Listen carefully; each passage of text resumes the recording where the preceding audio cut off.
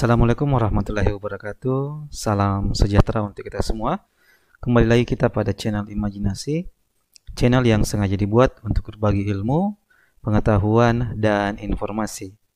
Untuk video kali ini kita akan melanjutkan pembahasan tentang studi kelayakan bisnis khusus untuk penilaian investasi dari sudut pandang aspek keuangan. Kita akan membahas tentang bagaimana menilai sebuah investasi dengan menggunakan metode payback period. Langsung saja kita masuk pada pembahasan kita, yaitu metode periode pengembalian atau payback period method untuk menilai sebuah kelayakan investasi. Apakah investasi tersebut layak untuk dilakukan ataukah tidak, kita akan melihat dengan menggunakan metode periode pengembalian. Sebelum lebih lanjut tentang metode periode pengembalian, kita terlebih dahulu membahas tentang dasar pemikiran dalam sebuah investasi. Sebenarnya dalam sebuah investasi, kita akan membandingkan dua komponen utama, yaitu biaya yang dikeluarkan dalam investasi dengan pendapatan yang nantinya akan kita terima. Seorang investor yang rasional akan memilih sebuah investasi dengan tingkat pendapatan yang lebih besar daripada nilai investasi yang telah dilakukannya pada level risiko tertentu.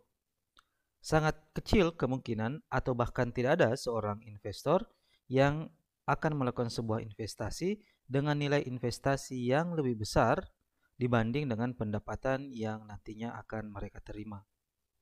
Dengan dasar pemikiran inilah kemudian, dengan menggunakan payback period, kita akan melihat perbandingan antara biaya dan pendapatan yang nantinya akan kita terima.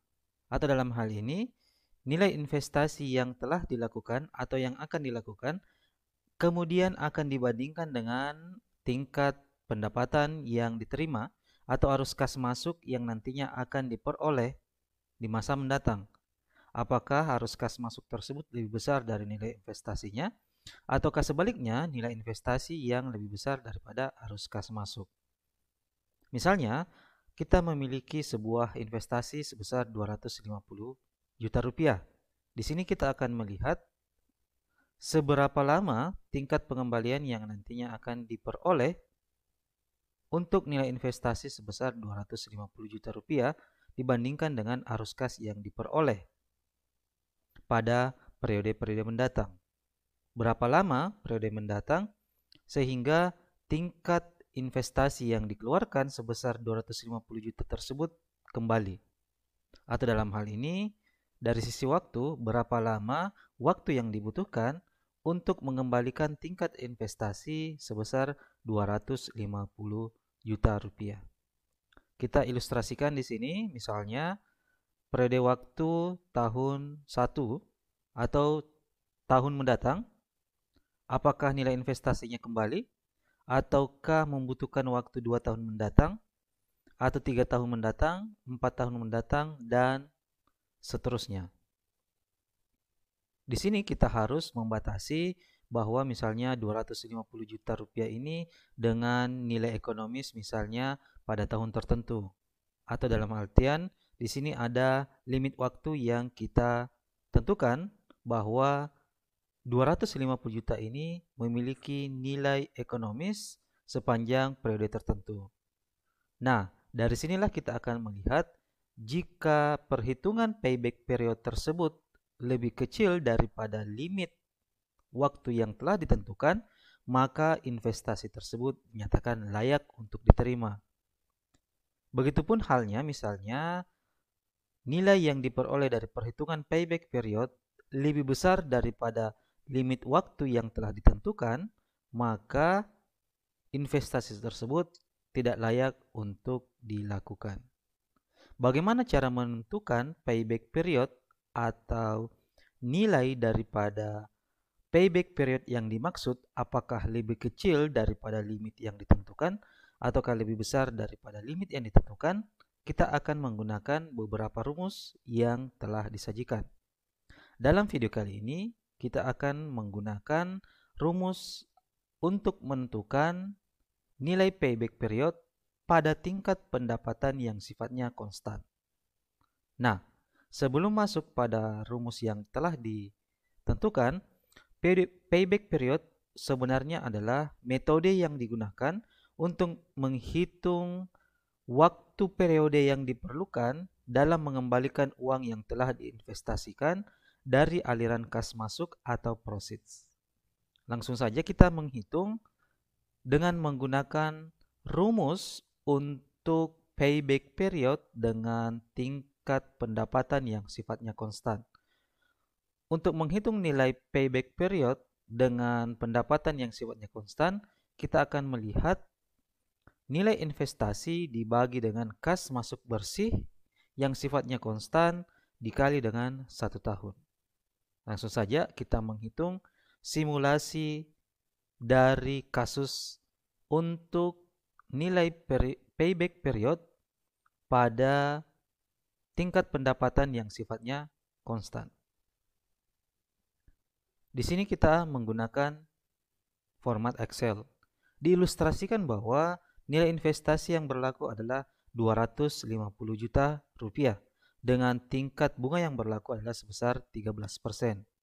Telah ditentukan bahwa earning after tax yang bersifat tetap sepanjang tahun adalah 25 juta rupiah pada tingkat depresiasi sebesar 1.200.000 rupiah.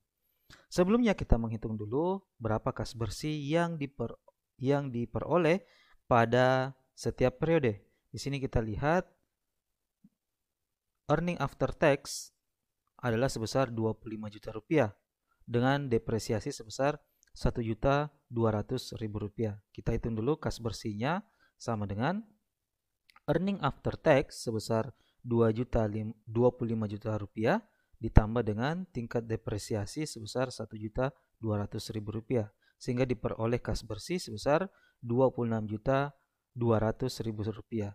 Ini diasumsikan bahwa 26.200.000 rupiah ini diperoleh sepanjang waktu dengan tingkat yang konstan. Oleh karenanya kita akan menghitung berapa payback period dari investasi tersebut. Di sini ada rumus nilai investasi sebesar 250 juta rupiah. Sementara profit atau tingkat pendapatan konstan adalah sebesar 26.200.000 rupiah. Berapa sih nilai payback periodnya? Kita langsung saja. Nilai payback period sama dengan nilai investasi sebesar 250 juta rupiah dibagi dengan tingkat pendapatan konstan sebesar 26.200.000 rupiah. Maka diperoleh hasil sebesar 9,5 dikali dengan 1 tahun. Atau dalam artian bahwa payback period sama dengan 9,5 dikali dengan 1 tahun. Hasilnya adalah 9,54. Berdasarkan nilai ini, maka kita memperoleh payback period adalah 9 tahun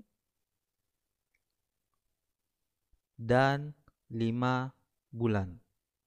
Sehingga jangka waktu pengembalian untuk investasi 250 juta rupiah dengan tingkat kas bersih yang tetap sepanjang tahun sebesar 26.200.000 adalah 9 tahun 5 bulan. Artinya investasi kita akan kembali selama 9 tahun 5 bulan. Itulah tadi perhitungan untuk payback period dengan tingkat proceeds yang sifatnya konstan. Untuk menghitung nilai payback period dengan tingkat pendapatan yang tidak tetap akan kita bahas pada video selanjutnya.